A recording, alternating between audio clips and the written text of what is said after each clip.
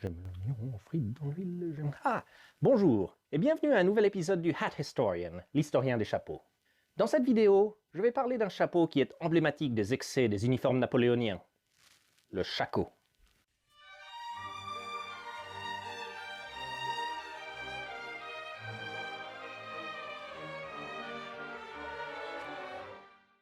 Le shako est une haute coiffe cylindrique, généralement en feutre et en cuir, avec une petite visière décorée avec diverses cordelettes, plaques de régiment, rubans, plumées, pompons et toute une variété d'autres choses au choix du pays. Son nom vient du hongrois xako, qui veut dire corne ou visière, et fait référence à la petite visière devant. À l'origine inspiré de coiffes de berger des Balkans, il se répandit parmi les forces armées européennes au début du XIXe siècle, remplaçant les tricornes et bicornes, et de là aux armées inspirées par celles-ci. Bien qu'abandonné il y a longtemps pour le combat, car peu pratique, il reste un élément de tenue d'apparat de nombreuses armées, et il s'est également répandu à d'autres domaines, notamment les fanfares d'école américaine. Alors voyons d'où vient cette coiffe militaire. Le nom shako vient du hongrois, et, excusez la prononciation, szakos-szüveg, qui veut dire coiffe à visière. Le chapeau a ses origines dans l'armée de l'Empire d'Autriche, dans les années 1760, qui couvrait à l'époque la majorité de l'Europe centrale, y compris la Hongrie et une partie des Balkans.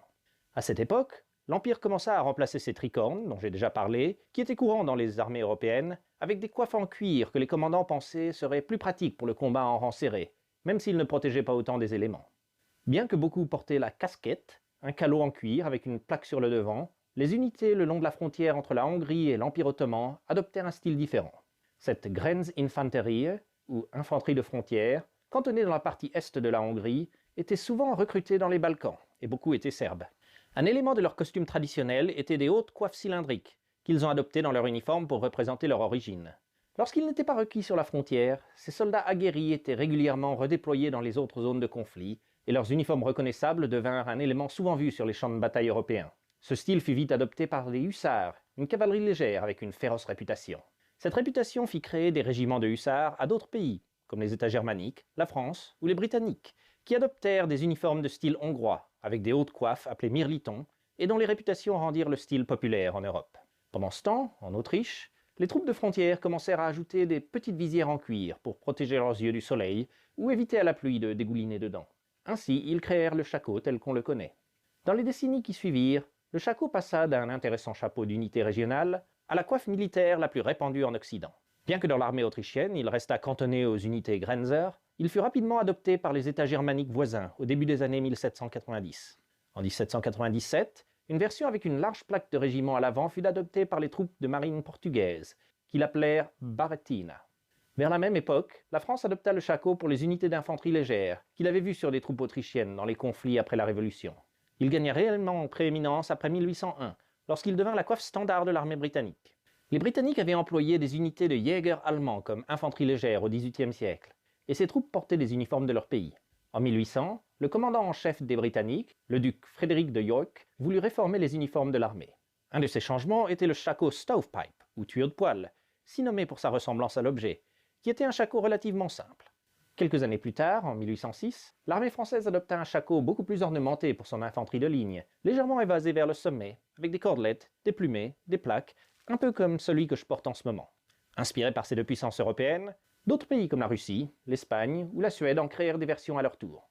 Alors on pourrait se demander à ce stade, pourquoi les armées donnaient-elles des coiffes si grandes, visibles et encombrantes? Eh bien, les tactiques de la guerre à la fin du XVIIIe et au début du XIXe siècle étaient très différentes de celles d'aujourd'hui, et des décisions qui nous sembleraient absurdes maintenant étaient logiques à l'époque. Les soldats combattaient avec des mousquets au canon lisse qui, bien que puissants et faciles à utiliser, étaient moins précis que des fusils modernes, et prenaient du temps à recharger. Un soldat entraîné pouvant tirer environ 3 coups par minute.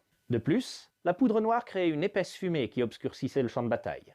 De ce fait, le camouflage n'était pas un souci primaire, et les troupes étaient organisées en grandes lignes pour augmenter leurs chances de toucher leur cible. C'est pour cela, par exemple, que les uniformes rouges des Britanniques ou les devants blancs des Français ne posaient pas de problème, et aidaient même les commandants disséminés sur les collines alentours à reconnaître leurs troupes.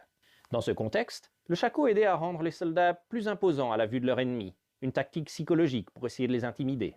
Certains disent qu'il protégeait aussi des coups de sabre, mais bien qu'on puisse sûrement trouver des anecdotes mentionnant que cela s'est produit, ce n'était pas leur rôle premier. Les pays étaient aussi très fiers de leurs armées, et pensaient que plus une armée était élégante, décorée, colorée et à la mode, plus elle semblait puissante. Donc les armées napoléoniennes allaient au combat dans des tenues très ornementées pour montrer la richesse et la puissance de leur pays. Au fil des guerres, l'armée française se rendit compte que cette décoration n'était pas toujours nécessaire et simplifia leurs shakos en 1810, éliminant les tresses éplumées et les remplaçant par de plus simples rubans et pompons. Mais la France était plutôt l'exception avec cette simplification. Le Royaume-Uni, trouvant leur simple shako tuyau de poil trop inélégant pour leur statut de puissance, le remplacèrent avec un modèle qu'ils appelaient Belgique, inspiré par la barrettina portugaise dont j'ai parlé tout à l'heure. Sa grande plaque lui valut aussi le surnom de Tombstone, ou pierre de tombe, parmi les troupes, et il devint célèbre comme la coiffe portée par les Britanniques lors de la bataille de Waterloo. Vers 1812, les Russes adoptèrent aussi le kiver, une version plus décorée et plus évasée du shako, et outre-Atlantique, les États-Unis en adoptèrent un en cuir pour leurs troupes. Se pliant à l'influence générale, son pays d'origine, l'Empire d'Autriche, le donna à toute son armée, l'ayant réservé jusque-lors à ses gardes-frontières. En 1815, la fin des guerres napoléoniennes et la venue d'une ère de relative paix permit l'adoption de shakos encore plus extravagants. La Suède adopta un modèle en forme de cloche inversée, qui se répandit au fil de la décennie. Les Britanniques adoptèrent le modèle Regency, dont la hauteur avec les plumées atteignait un demi-mètre. Les Français gardèrent leur shako napoléonien, remplaçant juste les symboles impériaux avec ceux de la monarchie restaurée. Dans le Nouveau Monde, les nouveaux pays indépendants d'Amérique du Sud gardèrent des uniformes similaires à leurs anciens colons, par tradition et pour se donner de la légitimité. Un exemple est celui de l'armée mexicaine, qui portait des uniformes de style napoléonien pour la célèbre bataille de l'Alamo. Cette tendance à porter des grands et complexes et franchement peu pratiques shakos continua tout au long des années 1820. Mais de nouveaux conflits ramenèrent les commandants à la réalité du champ de bataille plutôt que l'élégance du champ de parade. L'armée française, comme je l'ai mentionné dans la vidéo sur le képi, partit pour l'Algérie avec des grands shakos, les remplaçant vite par la plus pratique casquette d'Afrique.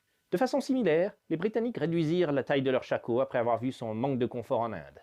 Les shakos commencèrent à rétrécir et à devenir plus étroits au sommet plutôt que plus larges. Pendant la guerre de Crimée, une version appelée le shako Albert, après l'époux de la reine Victoria, car conçu par lui, fut tentée avec deux visières, une sur le devant et une derrière pour protéger la nuque ainsi que le cou. Mais il fut très impopulaire et fut vite supprimé. D'autres pays, notamment la Russie et la Prusse, abandonnèrent le shako complètement, le remplaçant avec des casques à pointe dont j'ai déjà parlé. L'armée française, bien qu'elle gardât le shako un temps pour les tenues de parade, le remplacèrent vite par le képi pour le service courant, et l'abandonnèrent avant la fin du siècle. Avec les tactiques et armes devenant plus précises, le grand shako était trop peu pratique pour être utilisé au combat. Il continua néanmoins à être porté par de nombreuses armées, souvent pour les tenues d'apparat, et souvent en une version plus petite que celle de l'époque napoléonienne, ressemblant plus à un grand képi. Certains de ces pays étaient l'Autriche, comme on peut le voir sur des photos de l'archiduc François Ferdinand, mais aussi l'infanterie belge, les Jägers allemands qui en avaient un à la forme particulière, les hussards danois, les officiers russes et bien d'autres qui en portèrent jusqu'à la Première Guerre mondiale. Ce conflit brutal et industriel donna le coup de grâce au shako, ainsi qu'à tout reste d'ornementation sur les uniformes. De nombreux régimes dont il faisait partie de la tenue furent renversés, et des nouveaux gouvernements voulaient éliminer ces vestiges des anciennes monarchies. Une des rares versions qui perdura en service courant était celle des Jägers allemands, que la police de la République fédérale d'Allemagne porta jusque dans les années 70. Bien que dépassé comme coiffe pratique, le shako n'a néanmoins pas disparu et continue de faire partie d'uniformes de grand apparat de nombreux pays. La version plus petite est utilisée en grande tenue par la garde républicaine française, ainsi que la garde royale espagnole, ou les gardes danois, les étudiants de plusieurs écoles militaires comme Saint-Cyr, ou d'autres au Portugal ou en Italie. La version moyenne en forme de tronc-de-cône est utilisée par les voltigeurs de Québec de l'armée canadienne, et la grande version d'origine est utilisée par les gardes de cérémonie de Russie, d'Indonésie et des pays sud-américains comme le Brésil ou l'Argentine. Il est aussi porté par les étudiants d'académies militaires américaines. En dehors de l'armée, il est également porté par les fanfares de nombreuses écoles américaines, hérité du fait que celles-ci imitèrent à l'origine les fanfares militaires. Un symbole des excès des uniformes d'antan, le shako est tout de même une coiffe militaire très reconnaissable, et son apparence distinguée, avec la hauteur et la prestance qu'elle donne à son porteur, le rend encore très populaire pour les tenues de cérémonie de par le monde.